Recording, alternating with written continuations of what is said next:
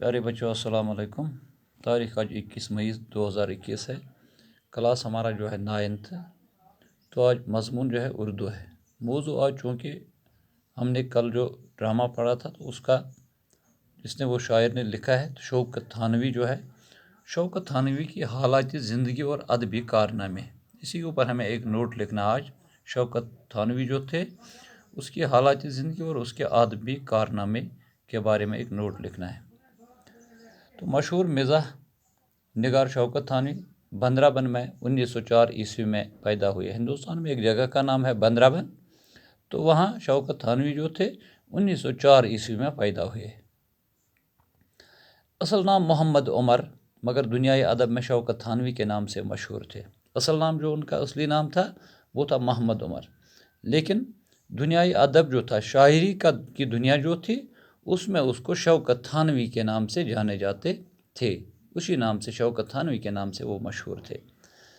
بچپن میں گھر کے حالات خراب تھی، چونکہ اس کے بچپن کے حالات جو تھے، اس کے حالات گھر کے حالات جو تھے وہ خراب تھی، اس لیے تعلیم و تربیت کے سلسلے میں کافی مشکلات کا سامنا کرنا پڑا۔ چونکہ گھریلو حالات جو تھے وہ صحیح نہیں تھے، وہ حالات خراب تھے، تو اس لیے تعلیم و تربیت کا معاملہ جو تھا تو اس میں بہت ساری مشکلات کا سامنا کرنا پڑا۔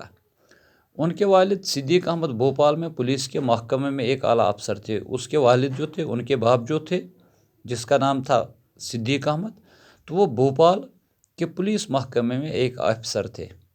وظیفہ اور سبق دوش ہو گیا ریٹائر ہونا، تو ریٹائر ہونے کے بعد وظیفہ اس کو دیا جاتا تھا، تو اس کے بعد لکھنؤ میں مستقل سکونت اختیار کی۔ سکونت ہو گیا بسنا، کسی جگہ پہ رہنا۔ تو سبق دوشی کے بعد، ریٹائرمنٹ کے بعد، اس کے بعد جو تھے وہ لکھنؤ میں مستقل سکونت انہوں نے اختیار کی، وہاں پہ اب رہنے لگے، بسنے لگے۔ شوکت تھانوی نے انگریزی تعلیم کے لیے چرچ مشن سکول میں داخلہ لیا، تو وہاں ایک سکول تھا جس کا نام تھا چرچ مشن سکول، تو وہاں ہی شوکت تھانوی نے بچپن میں ایڈمیشن لیا۔ گورنمنٹ سکول حسین آباد میں 10ویں تک پڑھا، پھر اور ایک گورنمنٹ سکول تھا جس کا حسین آباد میں جو تھا، تو وہاں تک 10th میں تک پڑھا، اور امتحانات کلکتہ جا کر پاس کیا۔ پھر کلکتہ چلے گئے اور وہاں سے 10ویں کا امتحان پاس کیا، میٹرک پاس کیا۔ شاعری کا شوق اسی زمانے میں شروع ہو گیا، تو اسی زمانے میں اس کا شاعری کا شوق جو تھا وہ اسی زمانے سے شروع ہوا، اور مشاعروں میں شرکت کرنے لگے۔ تو مشاعرے جو شاعریوں کی محفلیں ہوا کرتے تھے تو ان میں وہ شرکت کرنے لگے اسی وقت سے، اسی زمانے سے۔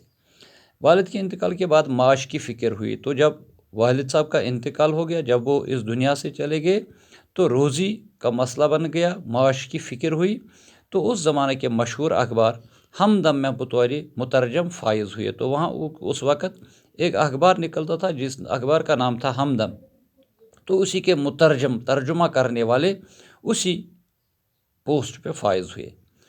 ان کا سب سے پہلا مزاحیہ افسانہ میٹھا چاول بہت مشہور ہے، تو پھر انہوں نے خود بھی ایک مزاحیہ ڈرامہ افسانہ لکھا جس کا نام تھا میٹھا چاول، تو بہت مشہور ہوا یہ اس کا ڈرامہ۔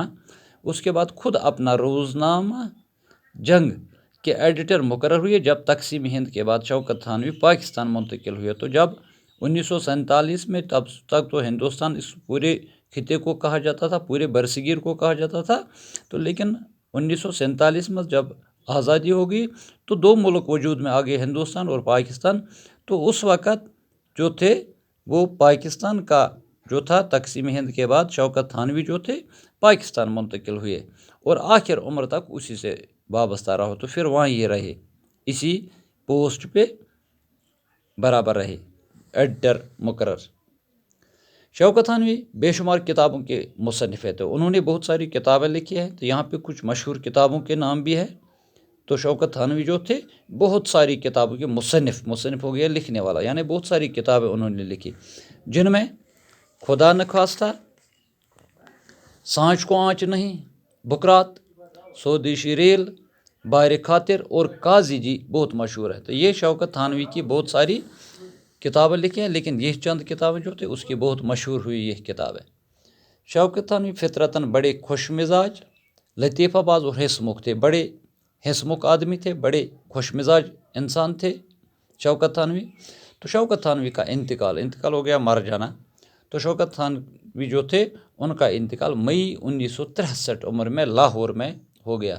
تو لاہور پاکستان میں جو ہے تو وہاں پہ ہی ان کا انتقال ہو گیا، مئی 1963 عیسوی میں اس دنیا سے چلے گئے۔